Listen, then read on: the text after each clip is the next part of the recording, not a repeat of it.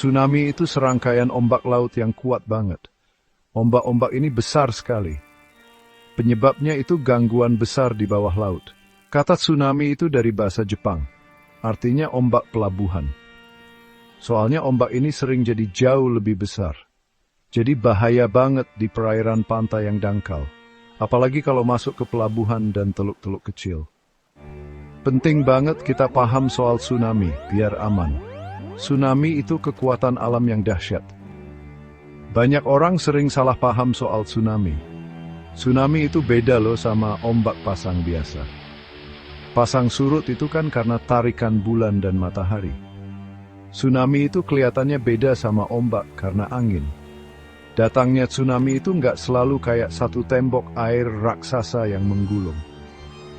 Tapi bisa juga kelihatannya kayak air pasang yang naik cepat banget.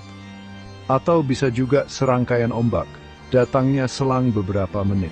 Ombak yang pertama datang itu nggak selalu yang paling besar loh. Sifatnya yang menipu ini bikin tsunami jadi makin bahaya. Penting banget buat ngenalin bentuk aslinya. Kekuatan tsunami yang sebenarnya itu luar biasa besar, bukan cuma airnya aja yang gerak cepat. Tapi ini tuh air dalam jumlah yang banyak banget, kayak dorongan air raksasa. Dorongan air ini bawa energi yang gede banget nyebrangin lautan. Energi ini pindah dari kejadian di bawah laut. Break time ya. Tsunami itu punya panjang gelombang yang panjang banget. Artinya jarak antara puncak ombak satu ke puncak ombak lainnya itu jauh banget. Bisa ratusan kilometer panjangnya. Makanya tsunami bisa jalan jauh tanpa banyak kehilangan tenaga. Di laut dalam geraknya cepat banget. Energi yang tersembunyi ini bikin tsunami jadi super bahaya. Kecepatannya bisa kayak pesawat jet. Bisa lebih dari 700 km per jam. Waktu sampai di air dangkal dekat pantai, ombaknya jadi pelan, tapi tingginya jadi naik drastis. Ini namanya efek pendangkalan. Terus, air yang banyak banget itu banjir ke daratan. Hancurin semua yang dilewatinya dengan kekuatan besar. Ini bikin daerah pantai jadi rawan banget. Penyebab tsunami yang paling sering itu gempa bumi. Gempanya ini harus gempa kuat yang terjadi di bawah laut. Biasanya terjadi di tempat lempeng-lempeng bumi ketemu. Lempeng ini kayak potongan-potongan besar kulit bumi. Satu lempeng bisa tiba-tiba nyelip ke bawah lempeng lain. Ini namanya gempa zona subduksi. Dasar lautnya tiba-tiba gerak naik atau turun. Gerakan tiba-tiba ini mindahin air yang banyak banget. Gerakan inilah yang jadi awal mula tsunami. Ini bikin permukaan laut jadi bergerak. Waktu dasar laut gerak, air di atasnya jadi kedorong. Bayangin aja kayak ada dayung raksasa tiba-tiba mindahin air.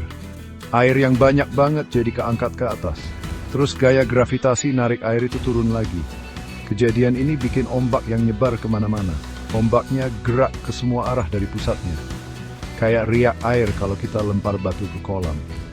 Tapi riak ini ukurannya gede banget. Riak ini bawa energi gempa nyebrangin lautan. Pemindahan energinya ini efektif banget. Tapi gempa bukan satu-satunya penyebab loh. Letusan gunung berapi juga bisa bikin tsunami. Apalagi kalau gunungnya di bawah laut atau dekat pantai. Letusan yang besar bisa mindahin banyak air. Longsor bawah laut juga bisa jadi penyebab. Ini tuh gerakan tanah yang besar di lereng benua bawah laut. Tebing pantai yang runtuh besar-besaran juga kadang bisa bikin tsunami. Jarang banget sih, tapi meteor besar yang jatuh ke laut juga bisa. Penyebab-penyebab ini lebih jarang daripada gempa. Tapi tetap aja bisa bikin tsunami lokal yang bahaya. Begitu terbentuk, tsunami mulai perjalanannya. Di laut dalam yang luas, jalannya cepat. Tingginya di laut dalam mungkin kecil aja. Mungkin cuma semeter atau kurang. Kapal di laut mungkin nggak sadar kalau ada tsunami lewat, soalnya panjang gelombangnya itu panjang banget. Tapi pas mau deket daratan, beda ceritanya. Lautnya jadi makin dangkal dekat pantai. Ini bikin ombaknya jadi pelan. Dan tingginya jadi nambah gede banget, jadi kayak tembok yang merusak. Dampak tsunami buat kehidupan manusia itu parah banget. Banyak banget korban jiwa gara-gara tsunami. Orang-orang nggak sadar atau nggak bisa lari. Rumah dan bangunan hancur lebur. Fasilitas umum kayak jalan dan jembatan hilang. Satu kampung bisa habis dalam hitungan menit. Yang selamat biasanya trauma berat dan kehilangan banyak hal. Proses buat pulih lagi itu lama dan susah. Banyak orang jadi nggak punya rumah dan harus ngungsi. Kejadian kayak gini ninggalin luka mendalam buat masyarakat. Tsunami juga ngerusak lingkungan parah banget. Ombaknya yang kuat itu mengikis pantai habis-habisan. Bisa ngilangin pantai dan tumbuh-tumbuhan. Air laut banjir ke daratan. Ini bikin tanah dan sumber air tawar jadi kotor. Tanaman jadi mati dan tanah nggak bisa buat bertani. Ekosistem laut kayak terumbu karang bisa rusak. Hewan-hewan di darat dan di laut juga kena dampaknya. Sampah dan puing-puing yang ke bawah itu banyak banget. Sampah ini bisa mencemari daratan dan lautan. Salah satu tsunami paling parah yang kita ingat itu tsunami Samudra Hindia tahun 2004. Penyebabnya gempa bawah laut yang gede banget. Gempanya terjadi dekat Sumatera, Indonesia. Ombaknya nyebar ke seluruh Samudra Hindia. Kena banyak negara, ada yang jaraknya ribuan kilometer. Ratusan ribu orang meninggal dunia. Itu tragedi besar buat seluruh dunia. Ini nunjukin seberapa jauh jangkauan ombak tsunami. Dunia jadi banyak belajar soal bahaya tsunami waktu itu. Kejadian penting lainnya itu tsunami Tohoku di Jepang tahun 2011. Ada gempa kuat banget di lepas pantai Jepang. Gempanya bikin ombak tsunami yang gede banget. Ada ombak yang tingginya lebih dari 40 meter. Di beberapa tempat ombaknya masuk jauh ke daratan. Kerusakannya parah banget di pantai timur laut Jepang. Tsunami ini juga nyebabin bencana nuklir Fukushima. Gabungan gempa, tsunami, sama kejadian nuklir ini jadi bencana yang rumit dan dampaknya lama. Ini nunjukin dampak berantai dari kejadian kayak gitu. Sistem peringatan dini itu penting banget buat nyelamatin nyawa. Sistem ini pakai alat namanya seismograf buat deteksi gempa. Juga pakai pelampung di laut buat deteksi ombak tsunami. Datanya dikirim cepat ke pusat peringatan. Ilmuwan menganalisis data ini buat prediksi ancaman tsunami. Kalau ada kemungkinan tsunami bahaya, peringatan dikasih ke warga di pantai. Ini ngasih waktu berharga buat orang-orang mengungsi. Sistem ini sudah jauh lebih baik sekarang. Ini bagian penting dari kesiapan menghadapi tsunami. Tahu apa yang harus dilakuin pas tsunami itu penting banget. Orang di daerah pantai harus bisa ngenalin tanda-tanda alam.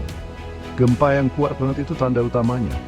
Kalau kamu dekat pantai, terus ngerasain guncangan kuat, siap-siap pindah ke tempat yang lebih tinggi. Tanda lainnya, air laut tiba-tiba naik atau surut drastis. Lautnya bisa surut jauh banget dari pantai, nggak kayak biasanya. Atau kamu bisa dengar suara gemuruh keras dari laut. Itu semua tanda buat langsung mengungsi.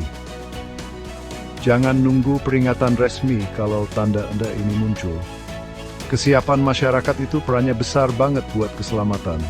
Masyarakat butuh rencana evakuasi yang jelas. Harus ada jalur evakuasi yang tandanya jelas. Jalur ini menuju ke tempat aman yang lebih tinggi.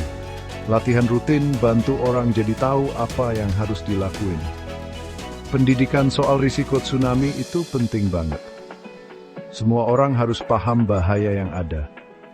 Aturan membangun rumah juga bisa bantu. Bikin bangunan jadi lebih tahan sama kerusakan akibat ombak. Ini butuh perencanaan dan usaha bareng-bareng dari masyarakat. Tsunami itu emang kekuatan alam yang menakutkan dan merusak banget.